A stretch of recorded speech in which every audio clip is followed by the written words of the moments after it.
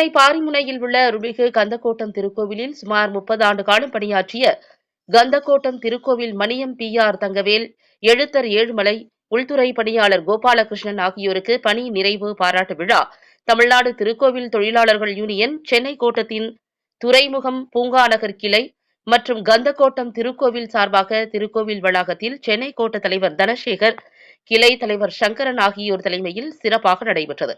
இவ்விழாவில் சுந்தரமூர்த்தி ஓதுவார் இறைவணக்கம் பாடினார்.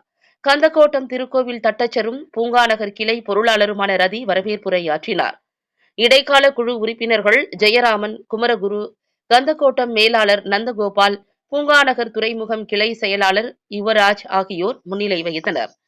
இந்நிகழ்ச்சிக்கு சிறப்பு விருந்தினர்களாக மாண்புமிகு நீதி அரசரும் கந்தக்கோட்டம் திருக்கோவில் நிர்வாக தலைவருமான சித்ரா வெங்கட்ராமன், இந்து சமய அறநிலைய ஆட்சித்துறை அலுவலர் சங்க மாநில தலைவர் வாசுகி, தணிக்கை பணியாளர் சங்க மாநில இணை செயலாளர் ரேவதி ஆகியோர் கலந்து கொண்டு வாழ்த்துரை வழங்கினர்.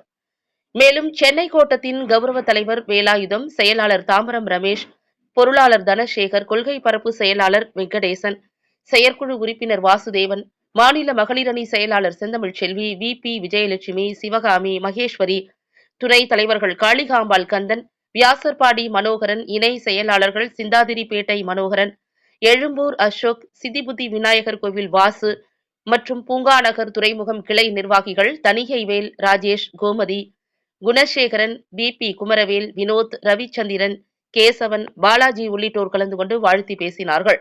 சென்னை கோட்ட துணைத் தலைவர் ஹரிகிருஷ்ணன் நன்றியுரையாற்றினார். சென்னையில் உள்ள 100க்கும் மேற்பட்ட திருக்கோவில்களில் இருந்து அர்ச்சனை செய்யப்பட்ட பிரசாதங்களை ஓய்வு பெறும் மும்மூர்த்திகளுக்கு வழங்கி கௌரவித்தார்கள். விழாவில் நூற்றுக்கணக்கான திருக்கோவில் பணியாளர்கள் கலந்து கொண்டனர். தேர்தல் அதிகாரி அனுமதியுடன் தேர்தல் நடத்தை விதிமுறைகள் முழுமையாக கடைபிடிக்கப்பட்டு பணி நிறைவு பாராட்டு விழா சிறப்பாக நடைபெற்றது குறிப்பிடத்தக்கது.